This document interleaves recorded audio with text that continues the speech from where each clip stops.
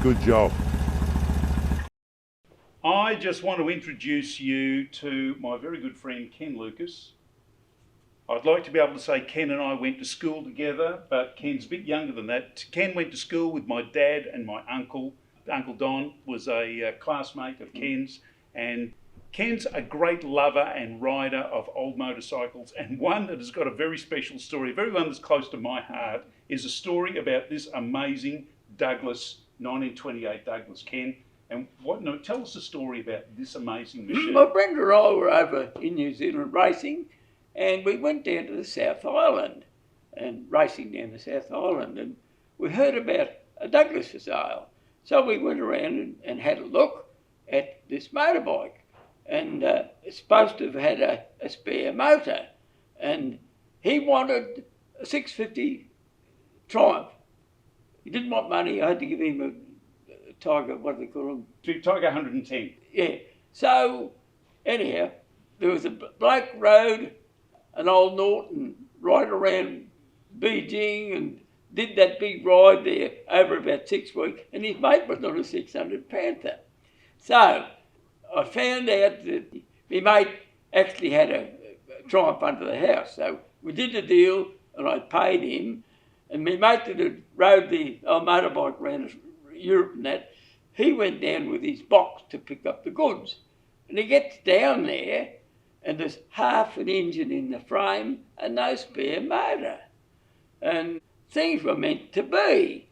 I went back to Hugh Anderson's, and I said, Hugh, I've been bloody dudded. He kept the motor, I've only got half a... Oh, he said, I've got a brand new aircraft engine under the house. Never been started. So I bought that off Huey. Now, the aircraft engine Douglas was not a motorbike engine. This was like a station, like a generator engine or something like that, wasn't it? Off an airplane. Off an airplane? Engine. So it actually ran the propeller? Yep. But they never put that, because that's a 750, was it a 750 engine? Yeah, it was, yeah. Which was bigger than they actually put into the motorbikes, wasn't it? Yeah. Pretty special engine. Yeah. 750, what year? 1928 we're talking about? Yeah. Unbelievable. Well, the unbelievable thing was, I entered it at Bathurst, and here's this old bloke and this old motorbike, and it used to be so smooth, no vibrations, and coming down through the speed traps, it ran 130 mile an hour. And 1928. Yeah, and it upset a lot of the young blokes with their bloody motorbikes. They hate that old bloke with that Douglas. But I would give you a ride on that one day. It's beautiful. Now, what I did do, I put 2 little dampers on the shackles. I see that. And that was given to me by the Honda. That's what they used to race. The Honda gave me one. And a steering damper. Douglas didn't fit that sort of steering damper on these bikes in 1928. No. So anyhow, in the unlimited race over in the Australian titles, there was a 1200 Vincent, and then there was a 900 Vincent, and then there's me. So we were all like hit the front gate behind each other, and in the end, when I came off the circuit, a bloke comes over again. You got a damper on there? I said, well, actually, there's a reason I put that. What's your reason? I said, stop killing cats like you. And I go, should not be asked to ride. Motorbike does 120 mile an hour without a damper. So it's allowed everywhere. It's that old bloke and that old motorbike. And certainly a friction damper, as was fitted back in those days, Yes, it was not designed to handle speeds over 100 miles an hour. Now this is a very special, because these bikes were built as a sports road racing special. Was it 1923 that Douglas won the Isle of Man with a 600cc flat twin, overhead valve, and these are the sports versions, twin carburetors and an airbox. 23, 24, how many bikes had an airbox in 1923? None. No one had an airbox in 1923, 24. These are the original carbies. And they're... and the original Are they what, Brown and Barlow? Are they? Yeah, I think they are. Yeah, Brown and Barlow were fitted. Amazing. Now, because this is a fore and aft twin. It's like a BMW, but the engine's round the other way. To make it a short frame, the Douglas, they put the gearbox under your crutch, which means you've got the primary chain right ready where, to emasculate you. You've got to be a very brave person to ride these bikes fast, because you've got all these whirring gears and chains right where you probably don't want to have them. But it's the original racer, the gooseneck frame, a very, very fast machine. And in 1923, they actually came up with a disc brake on these machines. But later on, as they came up with a drum brake, unfortunately, Douglas used steel in the drum brake. Drums. And steel drums help you stop the bike. If you've got enough room. No, you just need about 4 or 5 miles, like a Salt Lake race, to stop a bike with a steel drum. So, what have you done to make this stop, Ken? We have put that's a Douglas drum there, and what sort of? And did you put a cast iron liner in it? Now that's not a Douglas. I'm sorry, it's not a Douglas. It's a Ridley. You've changed the drum anyway, because you can't stop a bike, especially at 130 miles an hour at Bathurst. Yeah, well, see, we do those things because you have to, because you just can't ride a bike fast if you can't stop it. We are racers, and if I do things to a motorbike, it's to make it safe for everybody. That's right. Now, you might be wondering, can you actually see the bike in the frame because it's so low to the ground? Let me just do you want to wheel it back? Let me just get down here to show you how high the bike is, because the seat of the bike is around about 20 inches off the ground. No rear suspension. It's got springs on the seat, and we'll wheel it out so you can get a better photograph of it. I think Ken's cheated here because it's got flanged alloy rim on the back, which possibly is not original. Yeah. Oh well. But it's a very sporty addition to the machine. If they'd had aluminium rims available, Douglas would have fitted them. That's right. Yeah, exactly. So we're sort of in keeping with the spirit. These are such an amazing machine, Douglas. And the amazing thing too about the Douglas is that the heads, the valve angles, very similar to a Ducati Panther. 60-degree valve angles. No one back in the 1920s had 60-degree valve angles back in the 1920s. An amazing machine. And Ken, you've got a story. This bike rode at Phillip Island. Yeah. And it did okay in a race that it should never have been in at Phillip Island. Yeah, that's right. They wanted to take a trophy off me. Tell us the story about what this bike did at Phillip Island. How did that come about? Well, I've lent it to few people. This is a big joke. I've lent this motorbike to people down there, and they win on it against all the modern motorbikes. And the best one was we were racing in Tasmania. And my mate over there's got 2 Vincents, wins every, got a A-grade rider, and it was pissing down rain. We were going out.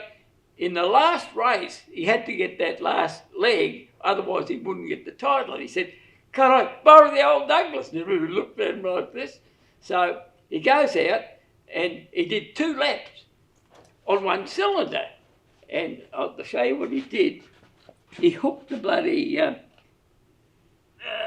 the lever off. Where's the lever off? Oh, for carby. Yeah, off the carby. There it is. There. So the carbies aren't cable driven. The cables are joined with a lever link, like twin carbies on a car. So he's unhooked one of the carbies. He must have put his foot there, and so the lever dropped off to lift the. He did 2 laps, and he came in, and I knew there was nothing. I had a look, and within a few seconds I put that back in. Now it's pissing down rain, and there was 2 laps behind, and he had 3 laps to go.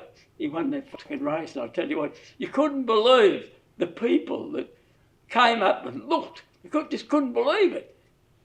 That's an amazing story. Now, the Phillip Island story, there's one that you've told me about where this bike went out into the wrong race. Yeah. It just gets better. They wouldn't give us the trophy because it was in the wrong race. So which race? This is a 1928. What was it up against? In the Post-Classic. Post-Classic. So it's up against Hondas, Kawasaki, Suzuki's, twin overhead cam, 1,000cc machines. Mind you, it was raining, but But he went out in the wrong race, and he came. What position did he come up against all those great big Japanese machines? Oh, look. He came fourth. So- Fourth at Phillip Island on a 1928 machine up against 1990 Right. Japanese twin overhead cam motorcycles. This bike is more than just a classic. This is an amazing, incredible machine. And to think that it was all created and set up here by myself. You've fettled this machine. Mind you, this machine does run on alcohol. Yeah. Yes. Yeah. So it's not just straight out petrol, but these are a very clever engine, a very, very fast machine. And of course, these were the sort of machines that speedway riding started off with back in the early days because they were so low. See, these had just springs on there, and she used to buddy get a bit choppy. So I got two little dampers, they're steering dampers. Yeah. And they work just like telly forks. So, and of course, you haven't got any suspension in the back. Well, you don't need it. It handles beautiful, too. Well, Troy Corser just did really well over there at the Festival of Speed in England on that 500cc supercharged BMW. Yeah. And it was quite a treat to see him with the tank changing gears with his left hand, leaning over the tank. And he won the race and that. So it's great. Great to see these machines. So this is the gorgeous Douglas. This has got the original 600cc motor, but as Ken said, as an optional aircraft engine, 750cc. Just look at this, exposed rocker gear up here, push rods you can see here, magneto, primary drive, external flywheel, this actually goes around, bacon slicer, primary drive and clutch up here, right under your loins. Through to the gearbox. Have a look on the other side. And it's got an in-out shaft, so your drive chain to the rear wheel is coming back on this. So like a modern bike, they had that way back then in the 1920s. And then come around this side, Lachlan. Turn him round. Maybe what turn I've got there? I'm running a Mac Bello oil pump. Oh, right. Yeah. See, when you go from 28 to today, and as I say, we go and do 250 mile on a rally, and next day we head off and race the thing. Yeah, you need reliability. I mean, oil wasn't very good back in those days, was it? The quality of the oil would turn to charcoal and clog up the oilways at the drop of a hat. Yeah. There we go.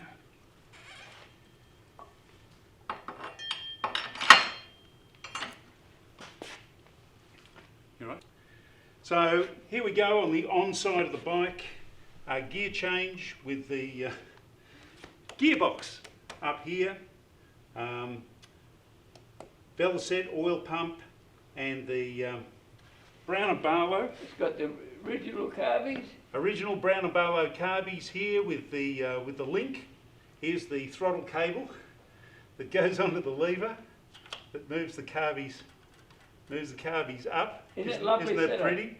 And here is the airbox. Like I say, 1928, twin carbies and an airbox. Not a very big one, but still air. And even pressure, because in single cylinder and these old bikes, the positive and negative air pressures and changing velocity of wind around the carburettor meant that you got different fuel mixtures at whatever speed. Douglas, thinking all the time, no. Constant pressure into both carburettors all the time with the airbox. Ken's very cleverly put a filter on this. Originally, all they had was a fly screen to stop the bugs, leaves, twigs and stones getting in. And oil tank down the back here. Dry sump, lubrication, but how low is this? How low is this? When you want to overtake. What a great machine. Ken, it's been a pleasure. Thank you for showing us this machine. I'll just show you, mate. I'll open that shed there. There we go. And we're Leave back it in 1928 Fantastic. Thanks for watching Twist Grip Tales. Don't forget to like, subscribe, and love it all. Give us some comments. What a great machine. Such a history. I'd take it to bed with me if you get me warm. I'd take it to bed with me too.